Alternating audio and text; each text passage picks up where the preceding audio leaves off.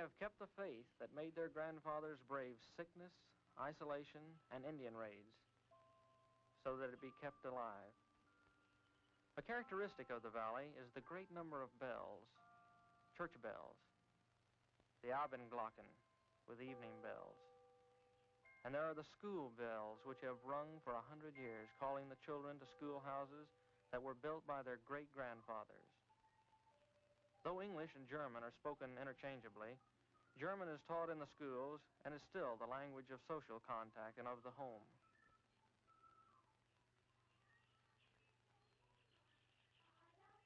And they sing in German.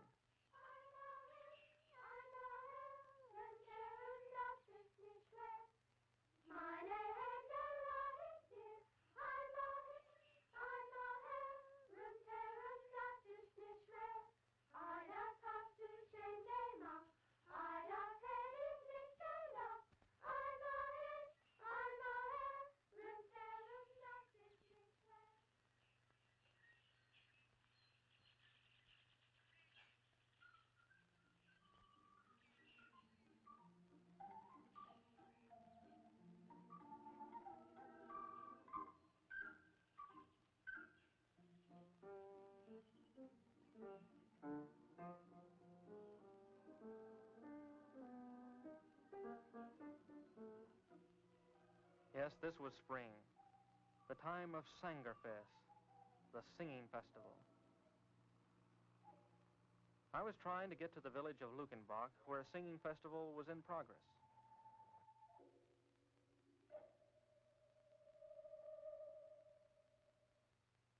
You can joke all you want to about how far a sports car can go on a gallon of gas, but when they're out, they'll sit there like any other car.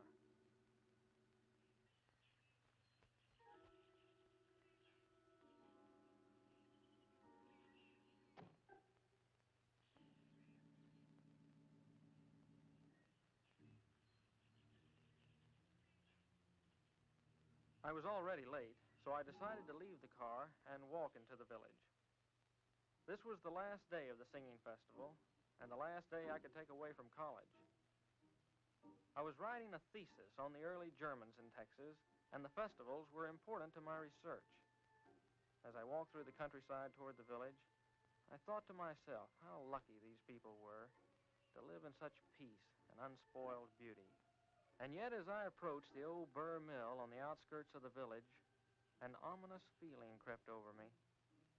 It seemed as if the dark shade trees above the mill race were about to swallow me up and take me back 100 years, as indeed they soon would.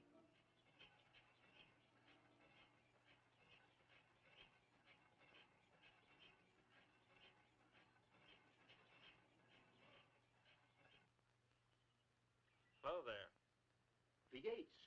I'm looking for a place to stay for the night. I wonder if you could help me. Schönig sehen, mein Bruder Hans. Good beer, Wiener Schnitzel. Sounds good enough for me. Kirska. Her name was Kirska. It was a pity that such a lovely creature would be the one to tell me that I was too late for the festival. She was dressed in a costume of the old country and had taken some village children to the festival. She said that her grandfather would be glad to have me at the inn.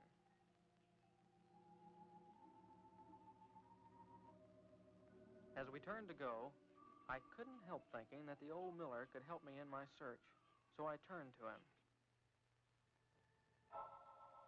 He seemed pleasant enough as I asked him if he could help me. But when I mentioned the words superstitions and witchcraft, he simply turned and continued with his grinding.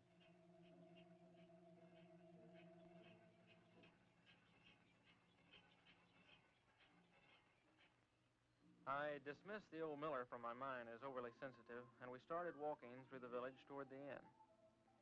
I tried to ask Kirska questions about the village, but she was interested in what she called the outside, what it was like at college, what kind of clothes were being worn by girls her age. Suddenly I realized that I was out of place in this village, with its century-old homes and clean-swept walks.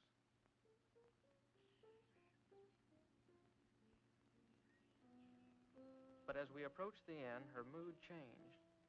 It was as if she wanted to help me, but couldn't find words to explain how.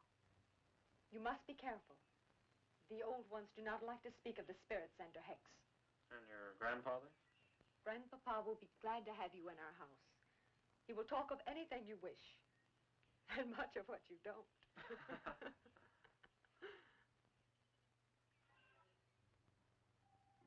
That evening, after a good German dinner by the fire, Hans Schunig, the innkeeper, puffed on his pipe and tried to find words